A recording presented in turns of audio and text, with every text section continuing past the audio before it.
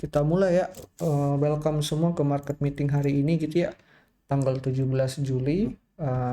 Kalau kita lihat sekarang investor sentimennya ini menarik. Kita yang tahan 3 hari berturut-turut di 44%. Sekarang kita turun 1%, 43%. Ya kan, ini menarik juga karena secara perang juga dari Iran dan US sekarang makin panas kurang lebih ya. Makin panas perangnya. Dan yang menarik itu di S&P 500 kalau kita lihat ini kan mungkin orang kiranya ini bearish market ya karena turun kan. Nah sebenarnya nih penting kalian harus bisa membedakan apa itu bearish market dan liquidation move gitu, pergerakan likuidasi gitu. Nah di sini kita lihat total volume itu kecil banget di overnight session hari ini gitu ya. Dan marketnya pun turun secara agresif teman-teman. Inilah yang namanya liquidation move gitu. Kalau kalian lihat S&P kurang lebih tuh sempat naik di CPI gitu kan, di CPI dan PPI dia sempat naik kurang lebih. Tapi yang menarik adalah ini yang selalu gue bilang bagi orang-orang yang udah sering join di Discord ini, dua variabel ini doang nggak cukup untuk menentukan market bagus atau tidak gitu. Ini cuma salah satu komponen kecil lah di dalam dunia fundamental. Nah, uh, trend kita for pretty much untuk S&P 500 ini full bearish. Nah, apa sih artinya? Karena ada liquidation move ini gitu kan.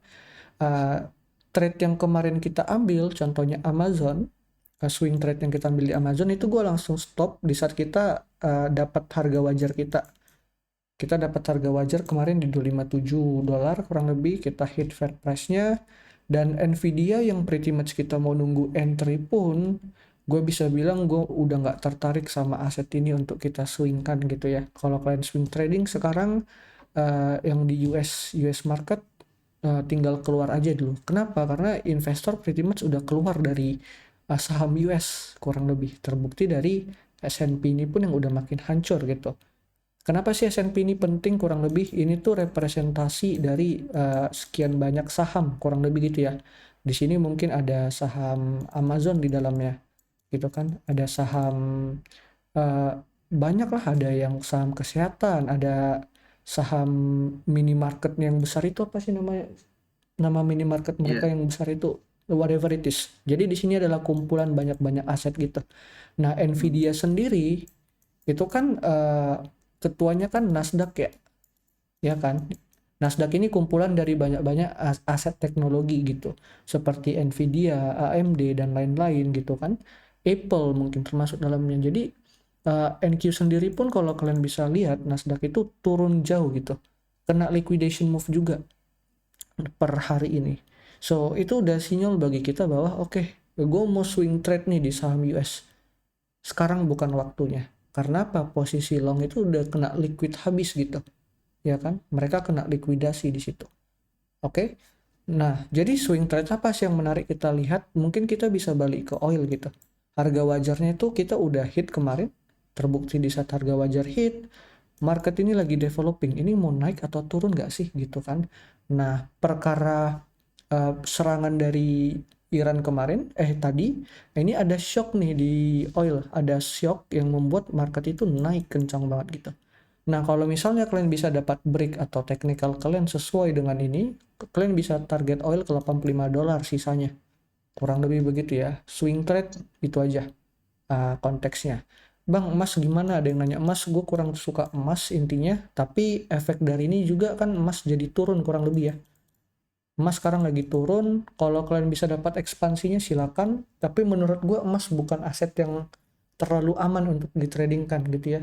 Jadi kalau misalnya gue riset tuh, pertanyaannya bukan aset mana yang gerak doang, tapi aset mana yang aman juga untuk kita tradingkan gitu. Dia bergerak belum tentu aman, ya kan? Contohnya S&P tadi, itu movementnya likuidasi, emas juga sama, likuidasi, kurang lebih gitu ya.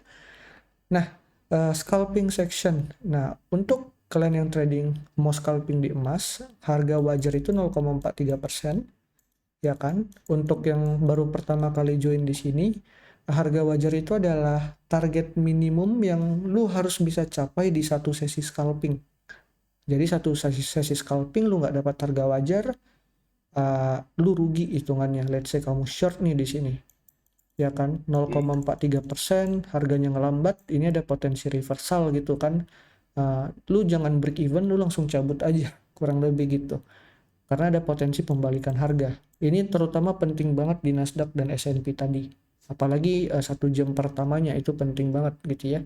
Nah tapi kalau misalnya dia kasih ekspansi lagi gimana? Ya nggak apa-apa, lu tinggal masuk lagi, stop loss lu lebih kecil di sini gitu, lu tinggal masuk aja. Targetnya nih tinggal kurangin aja gitu, tinggal ambil sisa dari 0,91 ini aja nanti gitu, tinggal kurangin dengan harga wajarnya, udah simpelnya gitu aja ya. Nah untuk Nasdaq sendiri harga wajarnya 0,41%, target maksimum 0,86%. IS harga wajarnya 0,3%, targetnya 0,64%. Dan perlu digarisbawahi hari ini hari rada anomali ya, karena ada likuidasi move itu, ya kan, ada liquidation move. Potensinya nanti market open kita bisa dapat fake out kurang lebih ya. Bisa jadi kita contohnya di IS gitu kan, kita bisa dapat movement naik lumayan kencang di 1 jam pertama, terus kita bisa jadi langsung diimbas ke bawah. Bisa aja terjadi gitu. So make sure hati-hati untuk trade hari ini. Untuk bias sendiri gue prefer masih nge-shorting ya di Nasdaq dan S&P untuk hari ini.